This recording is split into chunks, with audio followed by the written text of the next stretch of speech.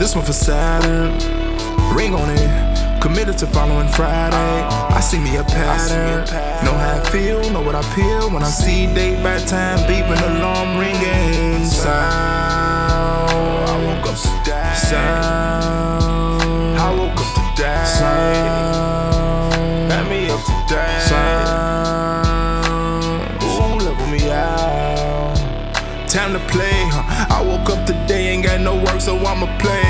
I woke up today, ain't got no work, so I'ma play. I woke up today, I woke up today, wait. I woke up today, I gotta work, but I be straight. I woke up today, I gotta work, but I be straight. I woke up today, I gotta work, but I be straight. I woke up today, I woke up today.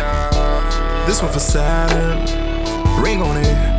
Committed to following Friday. I see me a pattern. Know how I feel, know what I peel when I see date by time, beeping alarm ringing. Sound. I woke up today. Sound. I woke up today. Sound. Let me up today. Sound. Level me out. All right. Hello. Can you hear me?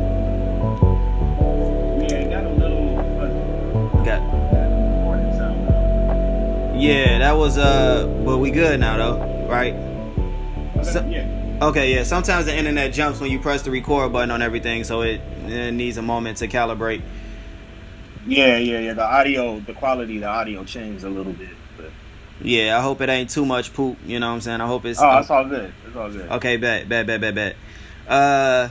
So guys, you are here on another episode of Saturday Sound Levels. I'm staring straight into the camera and not necessarily at RoQy's face because I'm addressing you guys when I say welcome to the show. But now let's address the man of the hour. You know, straight from Phoenix, Arizona, the one, the only, RoQy TyRaiD. How you doing, man? Please, man. Good. I'm doing well, bro. What about yourself? I'm doing good. Yeah, I asked you that question again, like I asked you it at first. It's all right, man. You know, we just gotta pretend like it never happened. You know, look, there it is. Come on now, TV land, baby. We gotta make them think that this like we just linked up, but we've been talking for a minute. Off-camera conversation. You know what I'm saying? The ones that can't be aired. They can't be held in front of the audience. No, but I mean, shoot. So let's get into it. So I've actually, when I first saw you, you were on Sway in the Morning. That's my first time ever hearing about your music. Oh, and word. Were you on? It wasn't on Get in the Game. Was it on Get in the Game? How did you get introduced to Sway in the Morning? It was the music was handed to them. Or I'm not sure. All I know is you know, I was chopping it up with one of the homies with Sky, who is affiliated with them, and was just telling me to listen to the radio one day. Sky Hook? And from the Wake Up Show? Yeah. Shout out to Sky. You know, I was chopping it up with Sky one day, and she's like, "Yo, listen to the Wake Up Show." It the time it came on, back then.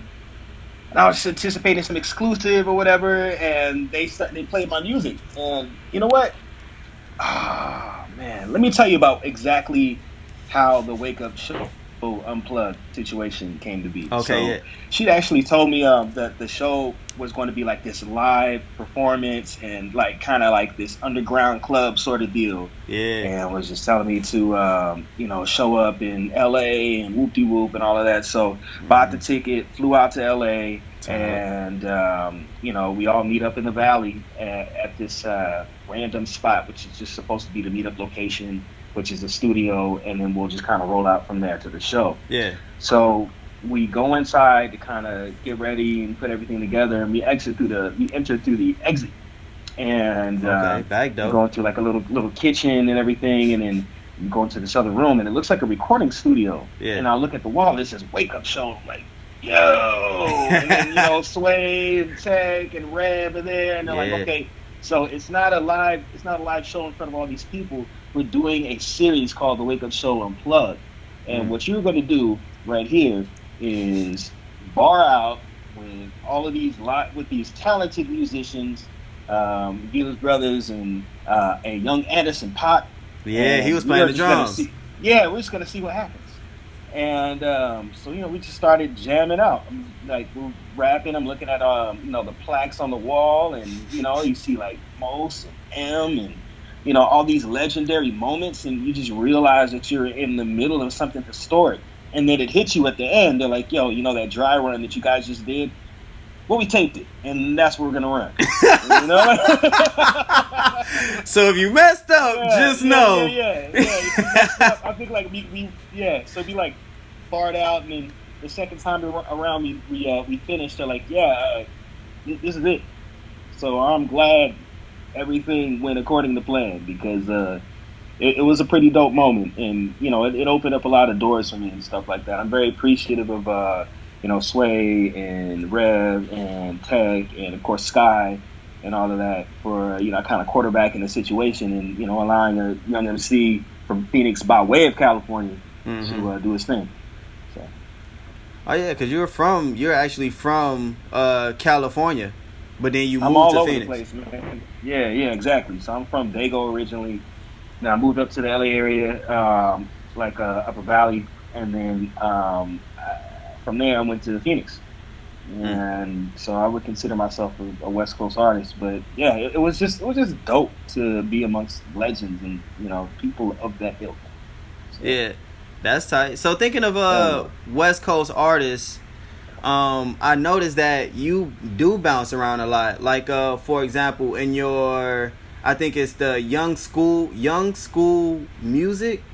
Was it youth school music? Year-round school? Thank you, year-round school. Yeah. You shot the video in New York, in the New York High Line. Yeah, I think I should get like an unofficial award for being. Am I the first rapper? I feel like I'm the first one to do that, because that was shot in like 11 or 12. No. That shot in 12. That shot in 2012. Yeah. I haven't seen anybody. So anybody watching, if you can provide proof, I'm gonna take myself off the notch. But if not, I'm your guy. First one to record in the High Line. It was hella cold, bro. Yeah. It was hella cold. I will never do that again, ever. So then, did you get a chance to go to Artichoke Bastel's Pizza? Cause it looked like, some of the video was shot on location, and then some of the video actually looked like it was kind of green screened, and like the section where you was by Artichoke. Oh, nah, was that by the Chinatown area where they shot that King of New York scene? I think so. That's in that alleyway. No. I know is that it was at the crossroads. It was at the intersection. Oh, with the pizza shop on the corner. Oh no, I missed a prime opportunity. I clearly need to go back after COVID. No, but so let's get into, I guess, some of your origin. So how did you start off with the name, or how did you get the name RoQy TyRaiD? Cause didn't you start off with a different name or a couple of different names? Yeah, I started off like, I'm from the West Coast. Yeah. Very stereotypical with it. And I was the youngest dude, so they just decided to call me J-Rock because my name is Jacob. Right. And, after meeting J-Rock from the Beat Junkies, and then J-Rock from Watts came out, I'm like... Yeah, TDE. Yeah. And also, like, I was, like, I was just in the midst of, like, an evolution. Yeah. Like a personal, a new chapter personally. And it matched my creative output, so I just decided to change my name. I used to do this thing out in Phoenix when, the scene was still in its infancy. We had these huge, super local rap shows where it'd be like 50 rappers in one night. It was just hella hectic and really a clusterfuck, like how you would imagine it to be. And it was called Rap Stock. And then I remember, like, one of the first times I went over there and I was rapping, and then it was just all these rappers, like, standing there cross-armed, impatient, and I just took it as a sign of disrespect. So I cut the song, and then I just started battling the crowd. Yeah. And it was just going overboard. And, I don't know, I had a bad day, my homie had just passed, and, I was with the shits, and they were just kind of with it. It's like, but they were entertained. Yeah. And so the next time a similar situation had happened and I did it again, I just coined it, I'm going on a tirade. And so taking that into account, you know, I would go like, it would be known that I would go on these little tirade rants in the middle of the show, and it became part of my set. And so when it came time for me to change my name, I brought out the homie Chino XL for a show. And who's Chino XL? Just for the people? Legendary barsmith, like basically the foundation of a lot of these, you know, just high level lyricism. Yeah. You know, like emeritus and just still doing his thing to this day. Yeah, Chino XL's that guy. One of the top Wake Up Show alumni. But I've known him since I was in high school. And so we brought him out and everything, and I was telling him about my ordeal with like trying to find a name. And I told him about the TyRaiD situation. He's like, yo, son, you should use that. But I'm hard-headed, and I wanted both. I wanted to use J-Rock and TyRaiD. So I said, F it. I'm going to use both, Rock and TyRaiD, RoQy TyRaiD. And I guess it came to define my, I don't know, I would think for like duality. And, you know, it just like, you know, encompassing the human spirit and just the different aspects of that. And so it came to define different aspects of my music. So RoQy and TyRaiD, you know, you have your aggressive stuff and you have like your more intrinsic, like political, you know, poignant music as well.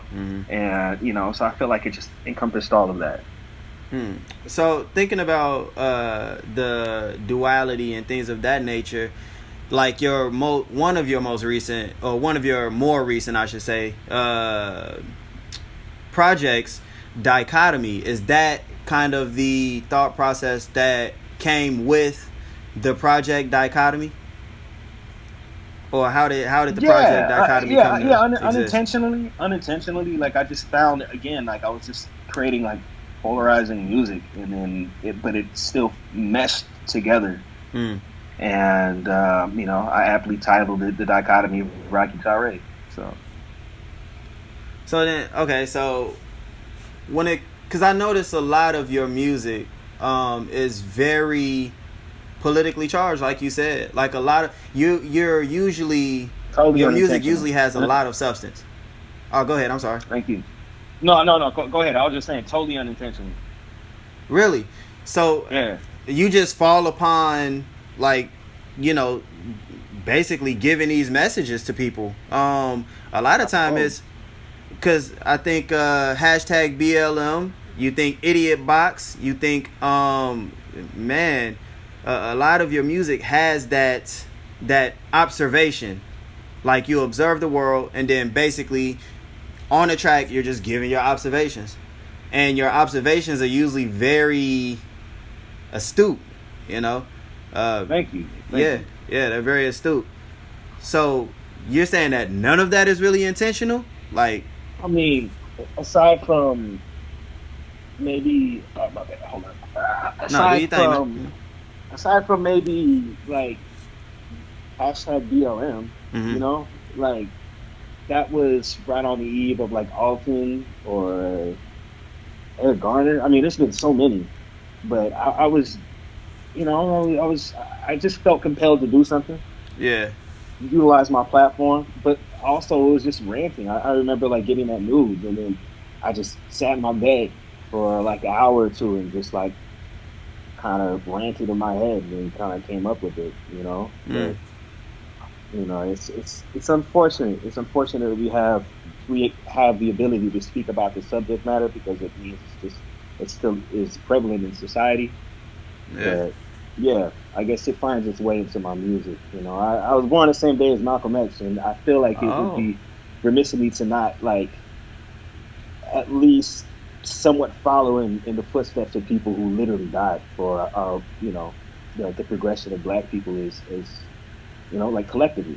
So, yeah. So you've heard recently about the death of George Floyd, and Breonna Taylor too. Right. So it's funny that you made that song hashtag BLM a few years ago, or a couple years ago, and it's still applicable. And I mean, when I say applicable, it's still extremely relevant, to the point where I was listening to the song and all you had to do was switch the name It's to super George Floyd. It's uncomfortable.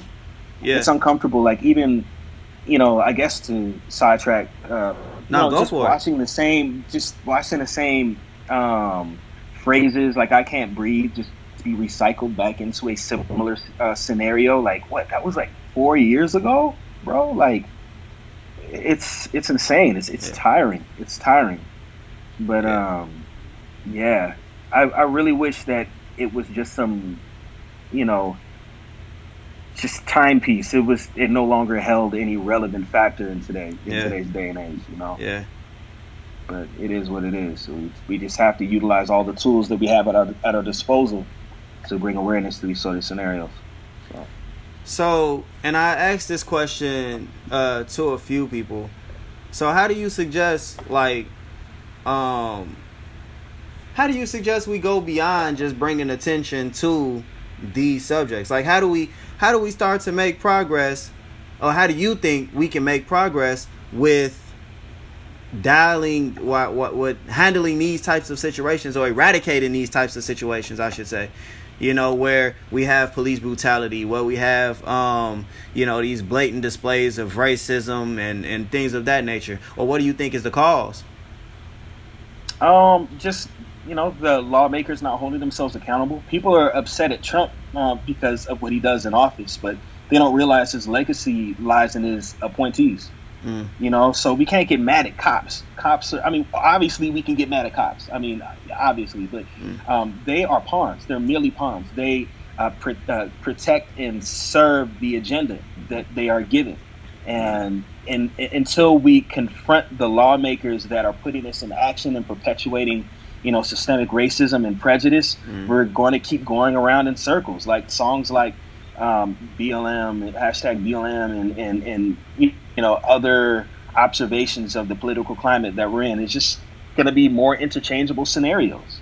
It could be either of us. It's scary and sad, but this could happen to us soon. So I want to I don't know, just stress the importance of taking these issues to those who hold power in your state government, taking it to Washington if we need to, because all they're going to do is just throw this cop under the bus if they need to do that, and when it comes to specific organizations, you can always pull your dollars out. We can boycott it like how our grandparents' generation did. There's so many ways to approach that. And also on top of it, it takes more than the black community, because how could you expect, oppressors to respect the oppressed when we're telling them that this is inhumane treatment? It's going to take people who look just like them to interrupt their conversations in their work break room when they're espousing some political agenda. It's going to take them confronting their racist uncles and relatives and things of that nature. It takes full solidarity, not just internet rants, not just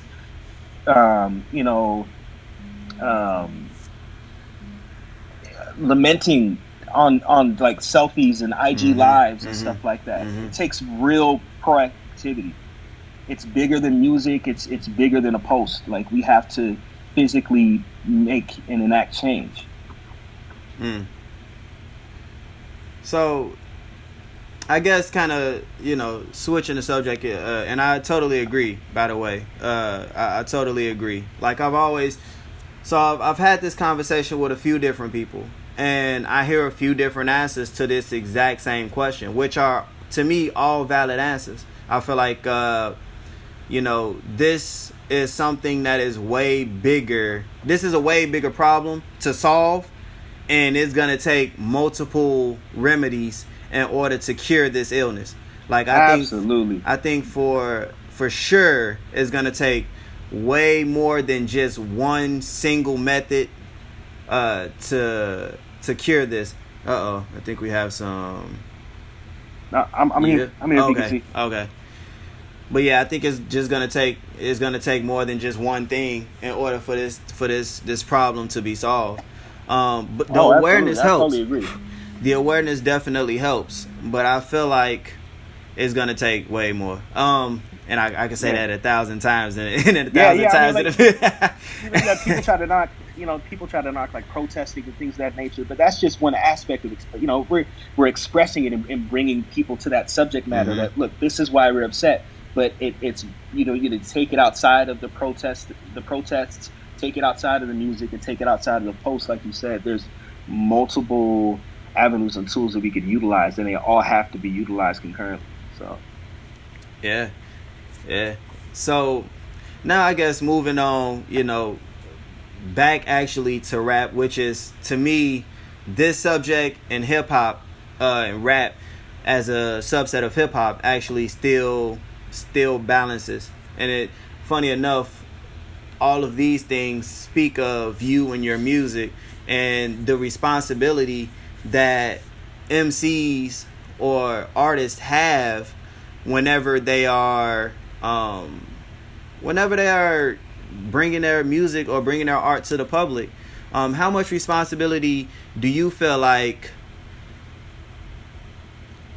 artists should take? Like how much leeway should we give an artist for creation, and how much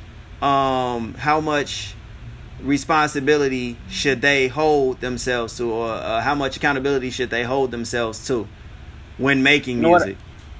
Right. You know what? I initially said none, but let me take that back.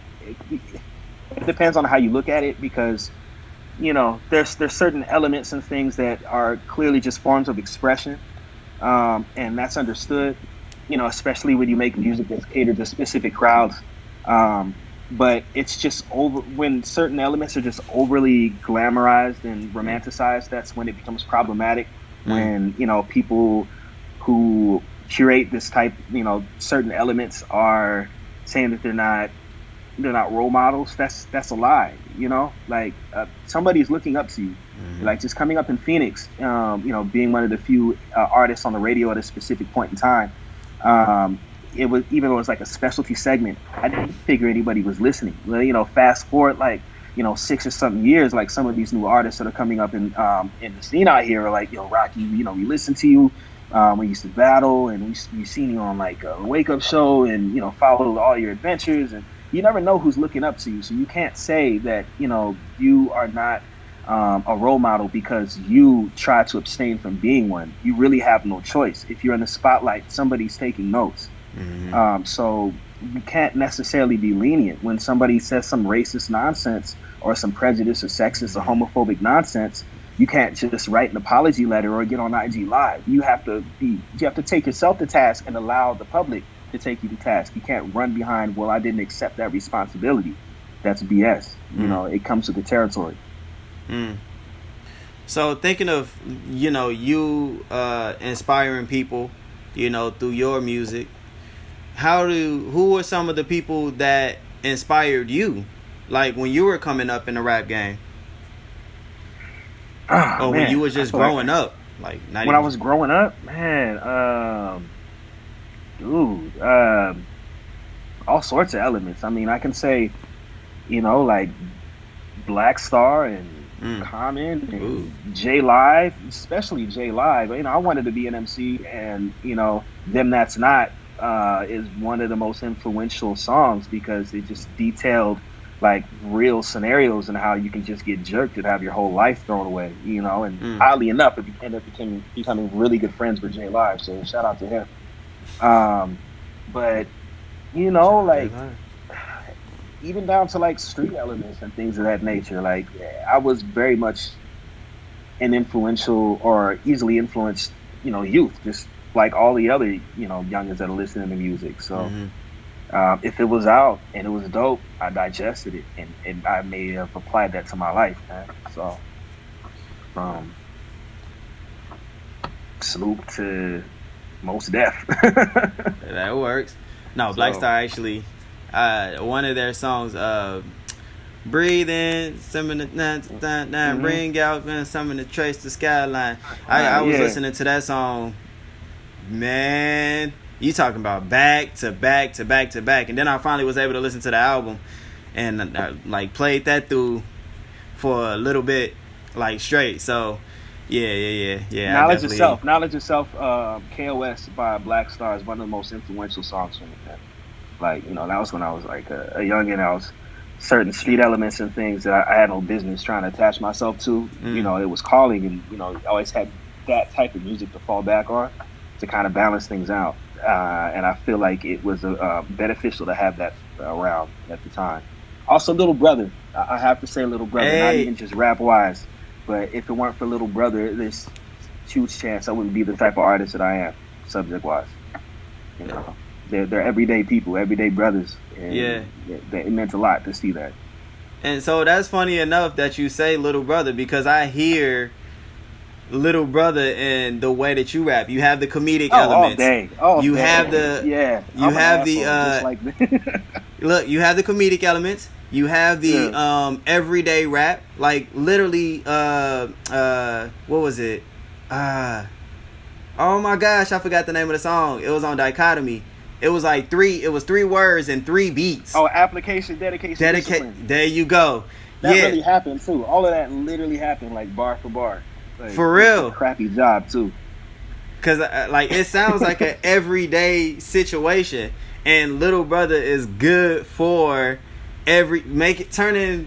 waking up, brushing your damn teeth and putting your clothes on, and then going to work. Sound like the coolest goddamn thing you could ever do in your life. Coolest thing. Like, dude, like, yo, Fonte was rapping about chili con queso, and he got the cultural reference wrong, and it was still dope. Dog. Like, dude. They can rap about like flipping pancakes. It'll be the illest thing ever. But definitely Little Brother's a huge influence, man. I'd be remiss not to mention that. Yeah. It's funny enough, I didn't even know. So when I was growing up, a lot of times I hear radio or something like that and be listening to music or just hear it and not necessarily know the artist. So I was trying to find, I think it was on a Minstrel show. Was it Like It? I forget exactly. But there was a song like that I heard on the radio, and I heard it twice on the radio. And every time I'm like, I caught it. Turn up the music. Been looking for it ever since. Like, fast forward, I want to say 10 years.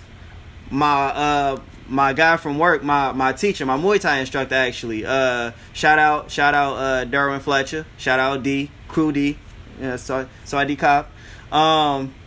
Like, he actually put me on to Little Brother. He was like, hey, little bro, listen to this. He'll like Little Brother for Little Brother, because he called me Little Brother. That's dope. Yeah, and so literally, I heard the Minstrel show, and I heard the song, and I was like, shit. Was it Loving It? It was Loving It. Yes. Can't stop, don't stop. I'm loving it. Let's stop. Yeah. That was my shit. Yeah. Funny enough, the skit after that was like hilarious. Can't stop, won't stop. Bringing these damn F's home. Anyway. But so yeah, Little Brother is definitely that's one of the people that they don't get enough praise, man. Like, even when they put out the new album last year, like, May the Lord watch. Come on, bro. Like, we act like people like Drake and stuff aren't influenced, but like, we're all 80s kids. Like, if you grew up and you listen to different genres of music, you definitely bump some Little Brother. So, yeah, you know, they need a Lifetime Achievement Award. Seriously, man. Yeah. And even so of course Ninth Wonder is a part of Little Brother. Even though I heard he wasn't on the May the Lord Watch album, or he didn't produce for the May the Lord Watch album, but either way, we still bumping Ninth Wonder beats. Like, Fonte and Big Pooh was still like on a heck of different songs, and then all of the other members of the Justice League Little Brother clique is still out making, like, look at Rhapsody. You know, like, Rhapsody took the world by storm. That's like a product of, you know, all the work that Little Brother and everything put in. Like, it's all like you know, like in terms of like a family tree sort of scenario. Yes. And you know, like, just breaking that femc. I hate the title femc when, you know. Oh, I just call them MCs. You know, MCs. You know, just rappers just showing that you know, women bar out. And speaking of which, oh my gosh, last year was such a really good year. Yes, it was, wasn't it? Shout out to Tierra Whack. Yes. See, and Rico Nasty. I haven't heard a lot of Tierra Whack's music. I'm sleep. I need to wake up on her for sure. Oh my, yo. Like, I definitely need to wake up to her music. Please, eat your favorite rapper's head off. Book Brown too, man. Yeah, but there's a lot of influence found in, you know, artists like that, groups like that, like LB and stuff like that. And I was thinking, you said something about Drake being influenced by even Ninth Wonder, but I know for a fact that Drake at one point in time was rapping on Dilla beats. You know what I'm saying? Yeah, we all were, bro. Yeah, and I was gonna say, I downloaded so many like Dilla beats, you know, and rapped over it. Well, I had no business doing that. Like, absolutely. Like, wasn't one of your first raps over the Players joint? Yeah. Wow, you listen, man. Thank you. It was. I was in the 11th grade. 11th grade? Yep, fall semester of 11th grade. And we did this big high school rally thing, and I insisted on rapping over Players. Hey. Like, you know, this music is weird, bro. Like, you listen to this and you're genuinely like a fan of music, and then like you put in your time and you end up becoming like, you know, friends with people who create things like that. Shout out to Dave, New York. You know, I was telling him about that story. Ended up being on the Dilla Day show in LA, man. Yeah. And I remember being on stage and thinking about the first time I rapped being to the Players beat, and all of a sudden, like, I'm on stage doing my thing, giving it up to one of the greatest producers of all time, and I never even knew the brother. Like, life is crazy sometimes, man. Yeah. So then thinking about legends and things of that nature, because first off, let me cut here. Dilla is actually one of my favorite producers. So the fact that you was in the Dilla Day Parade, that's cold. Dilla's is actually like top tier to me. It's Pharrell Williams, man, and Jay Dilla. Like, they are two of my favorite producers of all time. And I didn't even know Jay Dilla was my favorite producer until recently, because I just, once again, it was this thing where I was hearing beats by Dilla, did not know they was by Dilla, and still is learning some of the beats that Dilla did for certain artists. Like, I didn't know he produced Erykah Badu, some of Erykah Badu stuff.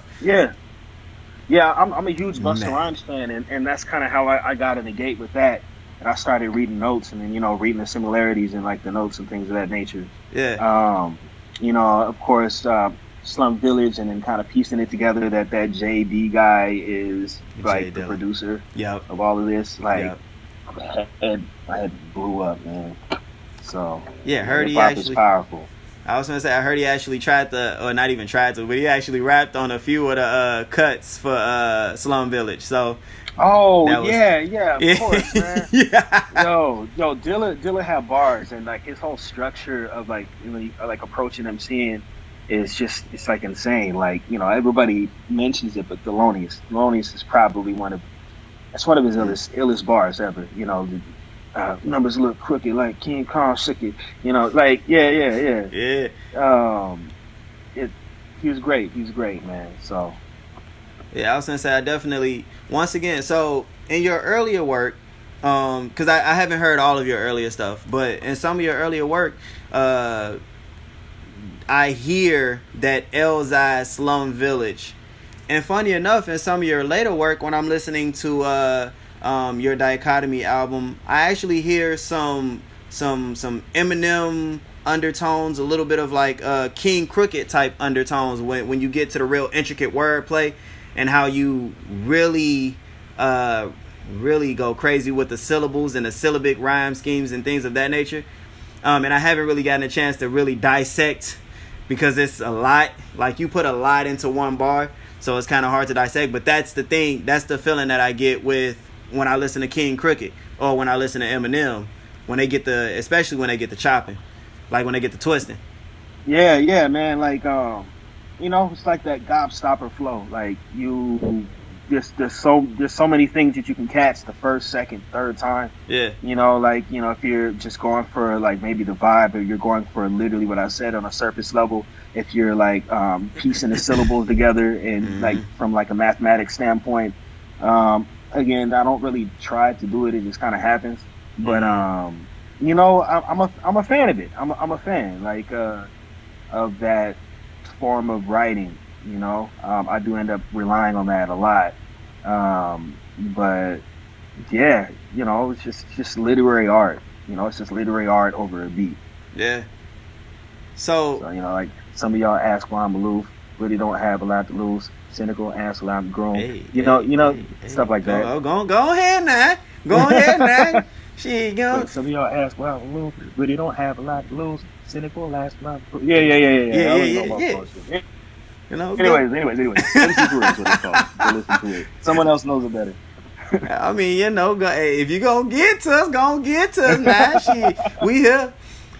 Now, but so you actually, you know, once again digging into that Legends crate, you actually got a chance to meet KRS-One? Oh yeah, I've done a few shows with him, but damn, the last one was pretty dope because it was it was out here in Phoenix at Tempe at Marquee Theater, and it was just like this big freestyle session and everything, and you know, it's just a different type of crowd, a different type of energy that, you know, we all bring out. And you know, but my favorite one, I did one with him in not Las Cruces, in Albuquerque. It was in Albuquerque, and we had this crazy freestyle, like back and forth. And, you know, like involving the crowd, and you know, bringing some of the other MCs on stage, and you know, I know it's kind of like a hallmark of like his shows, but like that one was special. That was special. And it's having like a long conversation about MCing backstage, and it was a very moment. It was a very motivating moment, like, you know, like a kick in the butt. Like, really stay on it. Yeah. So, and this is something I actually wanted to ask you. Like, I know all artists get to that point where it's like, why am I doing this? You know, do I want to do it anymore? Or I've done everything I could in this, and now I want to do something else. A, have you ever gotten to that point? B, yeah, of course. If you have gotten to that point, well, now that you told me that, so I guess my second question would be, like, how do you break past that point? Like, what motivates you to keep going even when you reach that point of like, maybe I feel like doing something else? I mean, it's never like, what else can I do? Because there's always something you can do. At least for me, there's always something you could do. But like, you look at like odds that may feel insurmountable, but like, and it's like intimidating to the point where you almost feel exhausted because you just deal with the same type of stuff all the time. You just have to take it back to basics. Like, you know, approach it from a different aspect. Like, do it because it's fun. You know, do it for yourself. You know, like, just find a new reasons, and then also realizing that, you know, a lot of, you know, some artists can attest to this. Like, you, even if it's not like you're not on like the biggest platform or you're one of the most celebrated artists, you still have done a lot of things that, you know, not a lot of individuals ever get to do in their life. Yeah. You know, I've had the opportunity to travel and, you know, have little deals and, you know, get respect from people who inspired me as a kid. Yeah. You know, I know that's in private moments, and people confide that your music had affected their life positively, you know, things of that nature. You can kind of piece together what I'm saying there, because I don't like toot my horn. But go on toot it. Go on toot it. No, That's what you're here for. Because it's like private stuff, you know, like music has been there. Music has saved my life, you know, like to hear that from other people it's humbling. It's really humbling. So to know that you have impacted people in such a personal, powerful way, that's another reason to be appreciative of, you know, really staying in a fight. Yeah. You know, like, we have purpose. We all have a purpose, and until you remove that purpose from yourself, it can't be taken from you. You know, so I tend to try and fall back on all those different reasons whenever I feel discouraged or something like that. You know, go out and get that easy win. Go get that easy win. You know, when the boxer comes back, they're not gonna throw him against the greatest. You know, take that quick W. You know, dust the get the dirt off your shoulders real quick. You know? I hear you. What's so if you could speak to RoQy of the past, what are some of the things you would tell old RoQy? Like young RoQy, I should say, because I guess technically you would be old RoQy.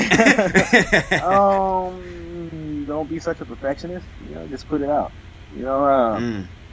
Again, creatives can attest to this. Like, you want everything to look and feel and sound right, to be at that right moment, and to gather everything up.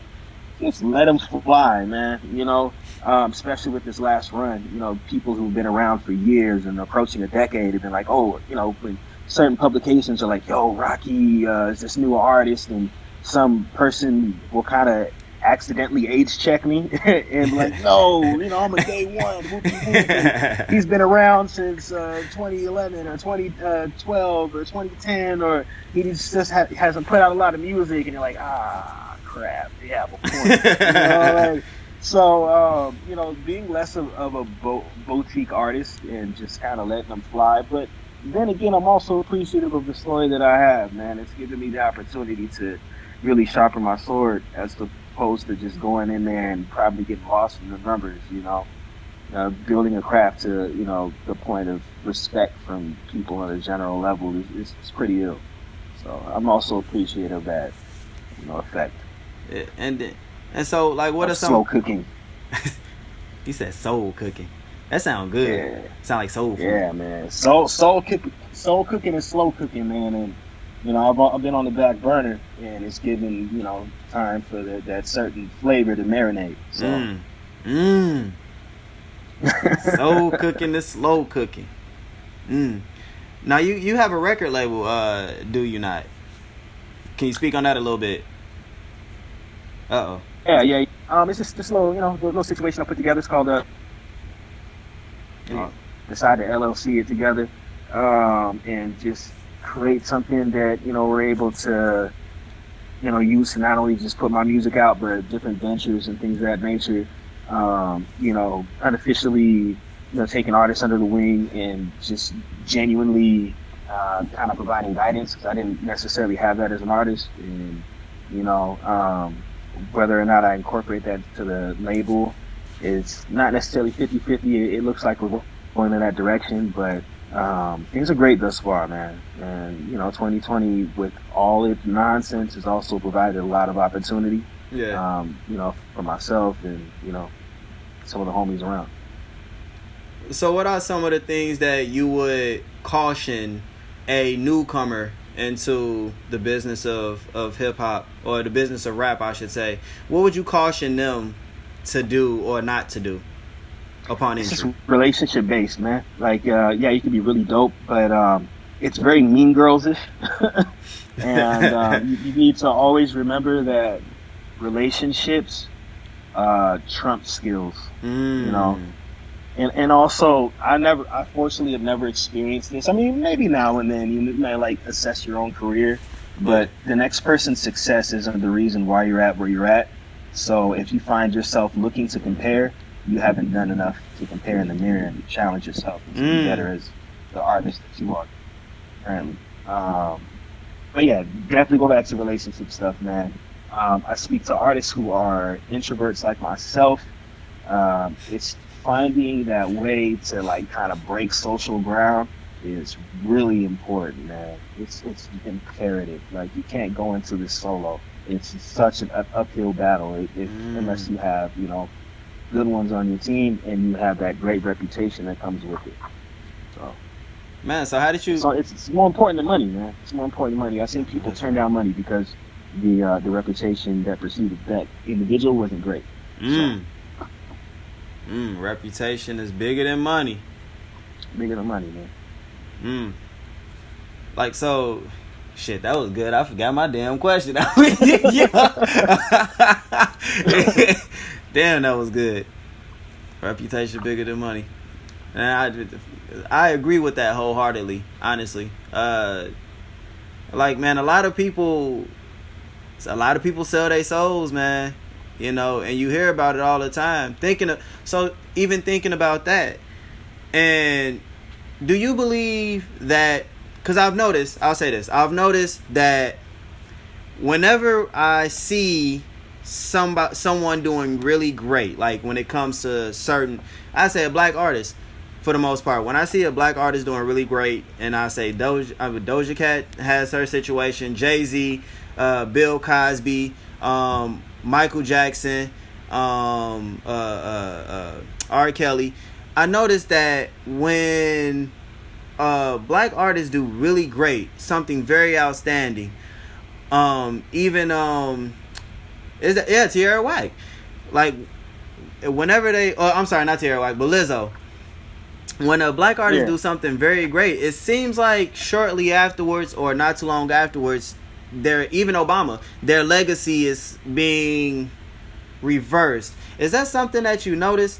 Is that you mean in terms of like people saying, oh, they got there because they're like part of the secret organization or something like that? Either they're part of secret organization, something from their past comes back, or they're slain through the mud somehow. So it seems like all of our heroes, everyone that we hold up to a high spot, or that is managed to break open a lot of doors. Even when we talk about Oprah, she same thing. Like every time somebody get to a certain position or try to make a certain move, it seems like that rug is yanked under them. Like sometimes, am I the only one that sees this, or is this even a thing? Am I crazy?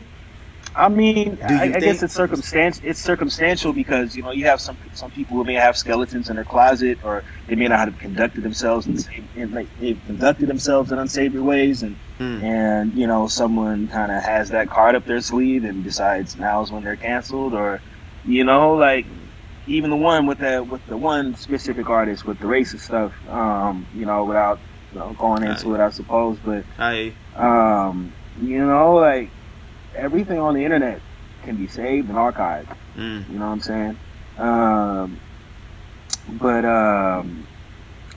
There's certain circumstances where I believe that this successful black person was just sabotaged for whatever its reason, and maybe like someone who's not black would receive fair treatment. Like that's throughout every industry in America and beyond. That's just how that works. But it's just circumstantial. I would have to approach that like case by case. Like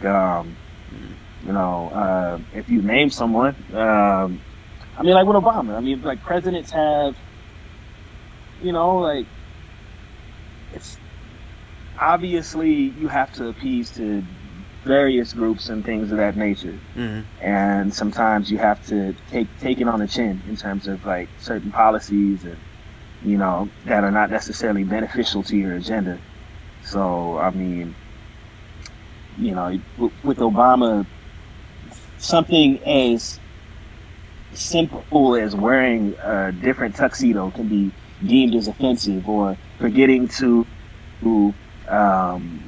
salute someone when coming off of Marine One is egregious. And like Fox News will tear into him because he didn't necessarily play into their agenda. It's like, okay, we can light him up. But when, Trump is giving out grossly false information about preventative health care for COVID, or, just crazy foreign policies, or, blatant in your face, like nepotism, it's not the same treatment. Not even to dance around it. It's completely biased, uneven treatment. So it just depends. It's a circumstantial thing, man. I gave a really choppy answer for that. Look, get into it without getting too deep into it. I hear you. I hear you. I ain't gonna press you. Next time. No, but so can you tell me a little bit, like, kind of once again we pivoting, like, can you tell me who J-Dub and Filthy Rich are? What? Where did you find that? Huh? Are you Nardwuar, bro? Like, what? Okay, so first off, thank you for comparing me to Nardwuar. I love Nardwuar, crazy. But so, like, when I was young, I was really, really young, and like, again, just being around certain elements, and I had an older homie named Filthy Rich, And I've been looking for this dude for years. He was like an older brother, but like I lost contact. Like, you know, he saw that I had potential. You know, he saw me like bar out a few times and decided to take me under his wing. You know, instead of you know, me always being around certain street elements and you know, getting into funk and everything like that. I would go through to his house and record, and introduced me to his homie who I became cool with at the time, named J-Dub, and then so we started going out to LA. I was like 17, man, and we go out to DJ Khalil's studio in LA. I think it was off like La Brea or something like that years ago.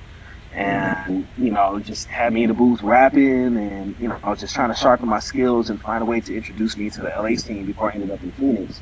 But, you know, I was just heading down a specific path, and them providing a studio for me to record in and just kind of, you know, live out my dreams on like from, you know, just like the microcosm of like music industry type of stuff, and just feel like I'm taking those steps. It was very positive, man. So I've yet to see them. It's been years, man. I actually was recording at Khalil's new studio out in LA a few months back. I was working with Shafiq Hussein from Sarah, and I had not had the opportunity to chop it up with Khalil, but whenever I make conversation, we'll start asking some questions. Bring up that I was that 17-year-old kid back in 04. You know, also do the math and age check me. Yeah, I was just gonna say, let me see, 04, 1, 2, carry the 5 to the second power, divide by 3. Okay, we got it. 11 to 12. No, but feels like it. Look, you getting younger every day, man. I see. Hey, man. I see the COVID button again last night. Look, I see the COVID reversing the skin color, bringing the beard out and everything. Look, I was gonna throw on my hat too. Oh man, this is just covering the naps. You know, like, you know, the COVID curls, bro. Like, I can't do it. I swear, I tried to cut my hair, boy. Look, I tried to cut my hair. And the shoe jumped off the clippers, and I end up hit my head with one of them. Yes. Yeah. I can't go to the barbershop right now, man. You know, I'm not trying to shave off a couple years, just, you know, a couple follicles, bro. So I'm gonna have to let it stay for a little bit. Yeah, man. I was gonna say get a couple coughs, and then it's over. I'm cool. Look, mask on, fucking mask on. Like, I ain't even taking a mask off. Future got the double-headed coin. No, but so can you tell me a little bit about the Lifted Research Group, LRG, in Oakland, California? The clothing brand? Yeah, didn't you do a wasn't it a performance or something for? I did. I've done a lot of things, man. I believe I did years ago, like in the early 2010s. Yeah, it was in Oakland, if I'm not mistaken. A performance that you was doing. Totally forgot. The honesty. Hey, so how many performances have you done, like, from the time that you started until now? Hundreds, man. Like, I love performing. Not being able to perform right now is like literally depressing. Like, I would rap at a coffee shop at this point, bro. Like, I live for performing. Like, especially it's weird, especially being like, you know, a social introvert or whatever. But just having that communal spirit, and, you know, being able to impact so many people just through something that you just thought of in your car. It's amazing. I love performing. I've done a lot. I stopped keeping track, but I try to take some sort of memento from every show. So you collect things from each one of your shows? Is it like keychains or something from the city? Or? I mean, it could be keychains, could be lanyards, could be, you know, 21 and up bracelets, could be drink tokens, food tokens. You know? So yeah, I try to collect them from different shows. You know, I always rip my own posters off of the show. I will take it out another person's hand. Thank you very much. Thank you. No, thank you. Let me get that. Yeah. Let me get that. Yeah. Look. Take a CD or a shirt instead. Since you're gonna do CDs. Look, give him an autograph shirt. Like, give him an autograph shirt. Like, run that poster. Take the shirt, man. Take a beanie. Take a beanie, bro. I bet. So I know whenever I come to the show, like, bring 2 posters just in case. Just in case. I'm taking one off the door. Like by the time the show starts at 9, I'm taking that thing by like 11, 10:30. Just roll it up, put it in the bag. So what are one of some of the holy smokes? What are some of the things that, okay, when you first get in the game, you have stars in your eyes. You like, oh man, this is gonna happen when I get into the game. This is gonna happen. What are some of the misconceptions that people have about the rap game? I mean, damn, that's a long-winded answer. I mean, it really depends on what they're looking for. I know with me, like, I just expected, falsely that you just bar people to death and, try to stay out of controversy. You'll be good. But, there's a lot of social work that goes into building that. There's a lot of favoritism and, like, financial interest that goes into things of that nature. Especially coming from, even though I'm from California, I'm a Phoenician artist. I 90% of my career has been out here. 95% of my career has been out here, from its inception at least. So just having Phoenix be regarded as this backwater location, the only thing that people can mention was Willie Mofo, and even though he broke a lot of ground for us, they still didn't give him props for helping, establish a region. Of course, yeah. There's a lot of misconceptions, but it's just part of growing up. You realize certain things in life aren't what they seem to be when you step in, and you just adjust and play ball. But so you're looking for advice to give people. I would say advice: just prepare to have your heart broken, dreams crushed, credit ruined. It's dirty, man. It's a dirty game. You have to be prepared to be disappointed.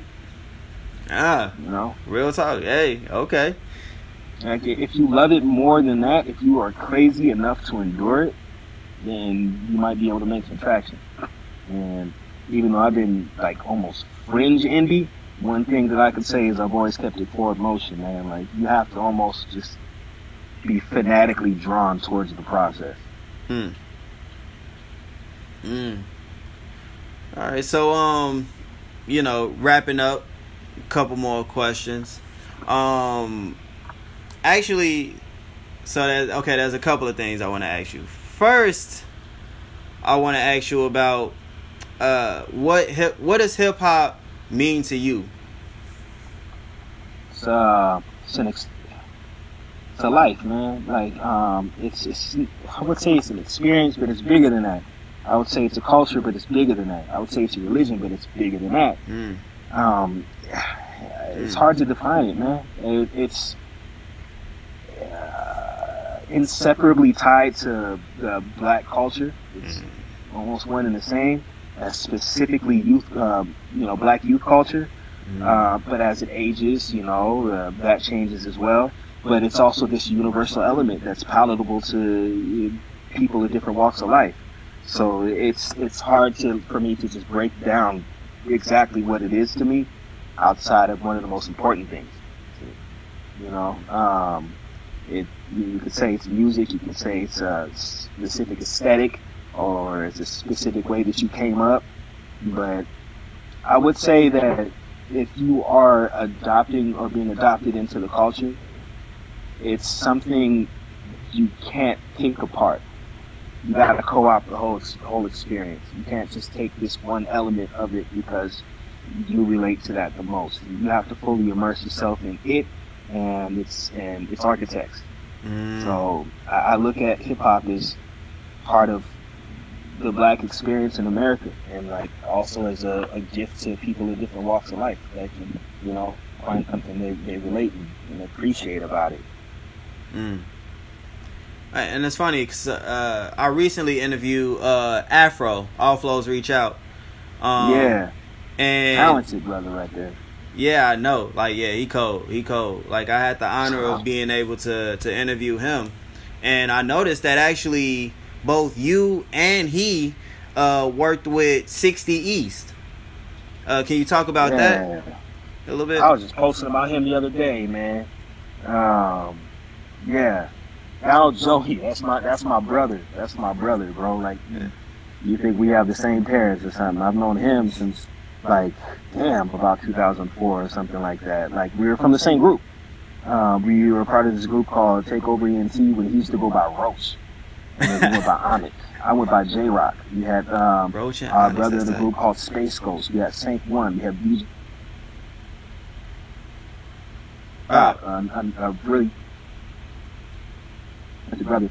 Like, we are day zero, and watching that dude go from, cause I was the second youngest, and he was the youngest by like a year. Watching him just grow and from striking out on his own and building with First Dirt in Sacramento to taking the crown back to the IE and building his own network and building this festival, like one of the biggest and most prosperous and like festivals with the biggest potential. Happiness in Pursuit. And it's crazy. It's surreal. I have a lot of respect for that dude right there, man. Shout out to 60 East. Like, that's squad. Okay, that's tight. That's real tight. So yeah, it seems like everybody in from Chino XL to 60 East, it seemed like a lot of the artists on the West Coast are very unified. Like, it seemed like you guys are really together. Yeah, man.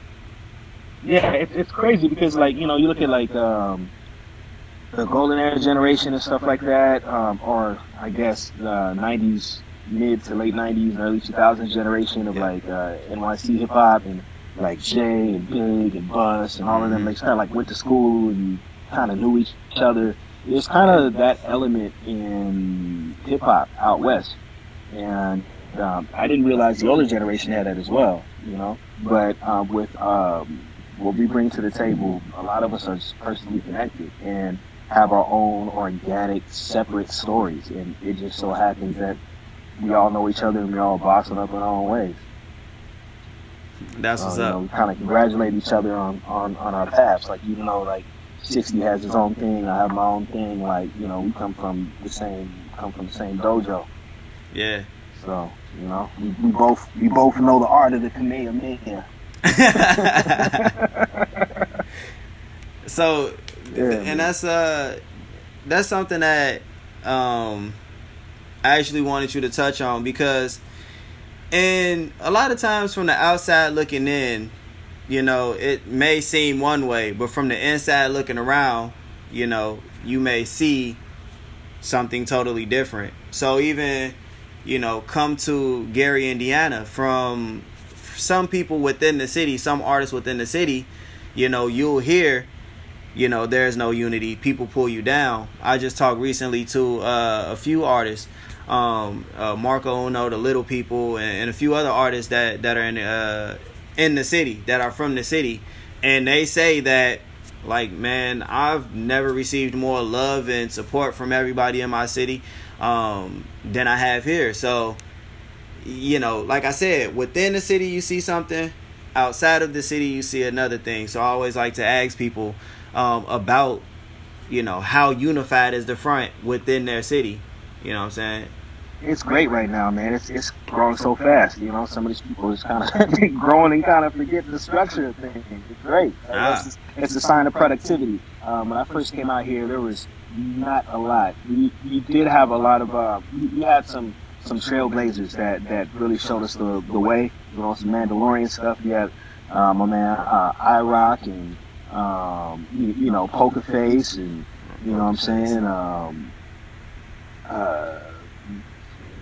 Justice and Cutthroat Logic, and and then like your Man Up squads for those listening from Phoenix. But now it's crazy. It's really crazy. You have so much talent, man. You have cats like Emmett Decree and Jalopy Fungus and Lil Ra and Slater Black and oh man, I just got myself caught up. Let's see if I can give 3 more without like forgetting. De La Cream, J-Wop. De La Cream, J-Wop, okay. Man, there's a lot. Like these are specifically young cats. I feel like I heard of J-Wop. Oh wait, hold on. Don't do this. It's like being at Eddie Wells from Dropout. There it is. One of the most traveled cats. There's so many people. Pride Pete. It seems like there's a lot of talent, bro. There's a lot of talent. If you're watching and I didn't mention you, it's because I can't remember my second cousin. He said, "Bro, I talked to you yesterday. Why you didn't say nothing?" You know what it is? Oh man, I'm glad I've never been one of those artists. Like, because one of the things that's like really big out here is like, since people just want to be one of the first to like kind of crack the region. They have like this, who's the best rapper in Arizona? And I'm pretty sure other scenes have that, and it just becomes this big, drawn out, like emotional rant from rappers who feel left out, or somebody will do some interview on like Sway and forget to mention another rapper, and now they're trading diss records and stuff.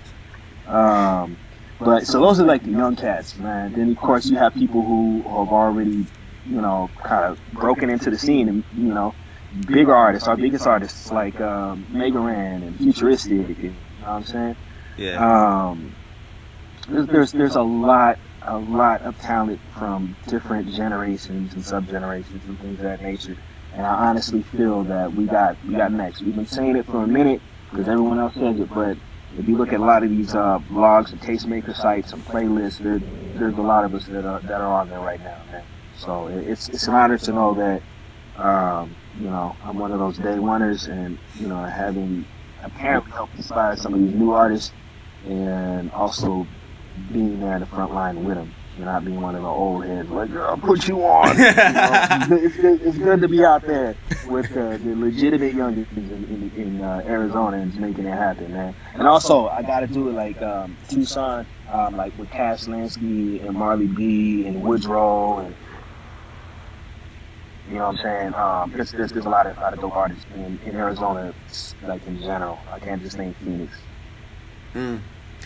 All right, so I actually wanted to ask you about your features, and I noticed that you don't really have many features in your music, not a whole lot. So I've noticed. But I do know some of the features that you do have, like Megaran. But we'll save that. Yeah. Well, I was gonna say we'll save that for the next time we talk. Penny. Go ahead. I was gonna say we'll save that for the next time we talk. But if you wanna, we can go ahead and get into it now. Oh yeah, no, I mean, we do have some Writers Guild stuff. Writers Guild is my collective, with my brothers Megaran, Penny, Mr. Miranda, Slop Funk Dust. Slop Funk Dust. He's really integral in what he's doing with Battle Lab and Session right now. But yeah. There's a lot of things in the works, and I wanted to tie that into the Arizona stuff. Because I had to name the squad. They are legitimate hitters on the rap stuff. So. Turn up. So is there if there was one phrase that could sum up who you are, what would that phrase be? I'm gonna ask you some deep stuff now. Here you go. This one. Yeah. That could sum up RoQy. True to myself, I guess. I guess, hold on. Like, I would say,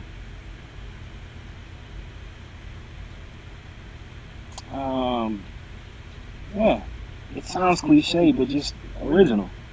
Original. Like, you can look at it and say, he's on some, like, multi-syllabic flow stuff, or he may talk about political things, but from time to time, but I think it's the overall experience. Like, I